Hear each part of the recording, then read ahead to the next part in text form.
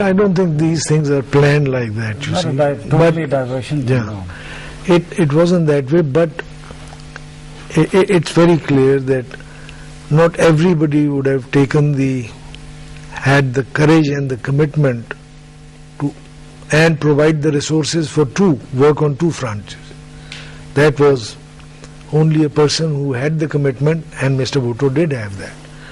And he, as you said, he found the resources to have both these work, and in a way that, as has been mentioned, AQ and Munir Khan didn't always see eye to eye. There was tension. There wasn't quite sharing of information, and that again was used to good effect by both Mr. Bhutto as well as subsequently General Zia. That in a way the competition produced results, you see, and we'll provide resources for both. Obviously. Yeah. But one aspect I wanted to talk to you about, Ambassador, that there was a lot of propaganda also. And we notice these people, Steve Weisman and Herbert Crosney, in their book, The Islamic Bomb, for example. And they mention a lot of things. In fact, a documentary was also produced by BBC in the Panorama program, in which a lot of facts have been twisted and cloak and dagger stuff has been made. How do you look at this propaganda against our bombs, and especially labeling it as the Islamic bomb? Well, I think bombs have got no religion. Right in there. There's no such thing as a Hindu bomb or a Jewish bomb. It is a deterrent that we have. We want a credible minimum deterrence. We have no need for an arms race or anything else, and our whole purpose is defensive. We're obviously facing a country 10 times bigger. There's no offensive purpose or anybody else.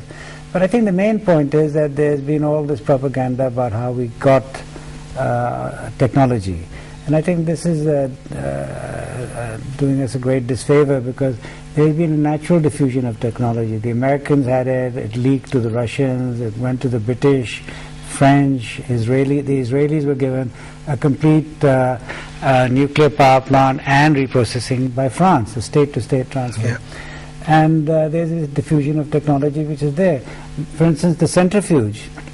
The thing to remember about centrifuge is that the Americans picked up Nazi scientists who'd set up the centrifuge program in Russia called Zippy. They gave him a contract. He produced a small study of 100 pages, which sold for $27 when I was there in '72 in Washington, which is shows you exactly the configurations of the cascades, how to make a centrifuge, etc. The reason, it was in 1960, they published it. The reason why people didn't follow it was because people were getting through gaseous diffusion enriched uranium at a very cheap cost. When the cost started going up in '73, the Europeans decided to have a centrifuge plant, the Almelo one. And later on, Zippy sued them and got $1.5 million because they totally took his centrifuge. The German centrifuge was there. So anybody now who picks up Zippy's can get 95% of the technology from that. I think that, so there's a natural diffusion of technology which takes place. And I think it is recognized today that diffusion of technology cannot be stopped. Yeah. It can be slowed down, but it can never be stopped. That is what has been happening for centuries and for millennia, in fact. The Greek fire, gunpowder, right, cannons, things have been moving. Now here, it is rightly said, I think, that the biggest secret of the atomic era, of the atom bomb, was that it can be made, that it works. Americans had a program, and when the first test was conducted at Alamogordo in New Mexico, I don't know, 45, 44, Potsdam conference was going on. President Roosevelt, Churchill and Stalin were in a meeting.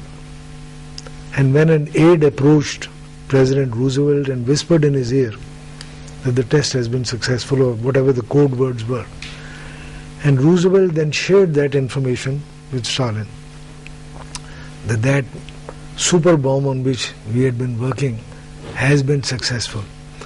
And they say that Stalin's reaction was expressionless. he did not react to it. But as soon as the meeting was over, the news is that he called up his specialists and told them full speed ahead. What had been happening was that the USSR very much had a program going, but it was at a low key, slow pace. They could not afford to commit the resources that were required on a venture which they were never sure. They needed conventional weapons to push back Germany, you see. But once Stalin knew that the bomb is possible, that Americans have succeeded, now he knew that Russia had to have it. It's as simple as that. And you well know that the Soviets got it. And that was beyond the expectations of the West. They never thought that the Soviets will have their test so soon. And so, drawing a parallel, Mr. Bhutto said we must have it, and voila, we did have it. And plus, I think the West thought that the centrifuge technology is beyond our capability. Yep. Frankly, that was another thing, because it was the cutting edge of their capability. Only the competition and cooperation between England, Germany and Holland put together their centrifuge plant. But we noticed, sir, that the French did help us in some projects, like the new labs at Pinchtek. I believe they were provided by Saint-Gobain Techniques Nouvelle, and they have helped us out, and now I think again work is starting on that.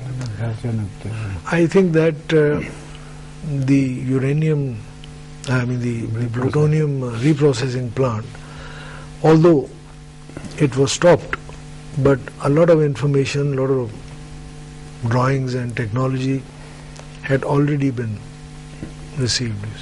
So, in that sense, yes. It was small scale. Very small scale. And with Belgian nuclear, Saint-Gobain, etc. Yes. Right. Now, let's come to this aspect, sir, that Henry Kissinger's threat to Zulfikar Ali Bhutto, when he said that you've got to stop it, otherwise we are going to make a horrible example of you. And he mentions it in his book, If I'm Assassinated. You must be privy to that, sir. I think he meant it. And they actually carried it out? This I wouldn't know, but they meant it. We know this, that they tried to stop by every possible means, and I think this was made very clear to our leadership. As a diplomat, about what would you say, sir?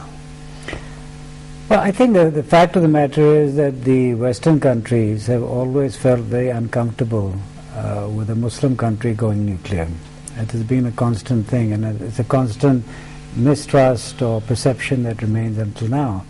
And that is why, for instance, with India, while the horse may have bolted, we both bolted now, they are much more comfortable.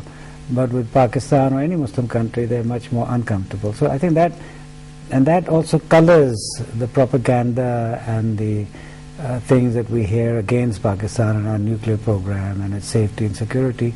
These are not based on facts, they're based on this perception. Not perception, but let's say this propaganda or this approach towards us, which has been usually quite negative. Right. So you mentioned about Mr. Bhutto being a visionary and his contribution towards, but how would you sum it up? What were his major contributions towards Pakistan's nuclear program, sir, if you could enumerate them for the sake of our viewers? I would say in the early stages, it was his support in the cabinet and his support to Dr. Usmani and Professor Salam. Whatever they were doing, he was supportive. The creation of the infrastructure, that was again, and his specific interest in Pinchtek. And subsequently, when he had the reins of power, then he made sure that this program was given a formal form and given the priority that he thought it deserved. So, and I always feel, I am an engineer, so I give this, the exponential curve.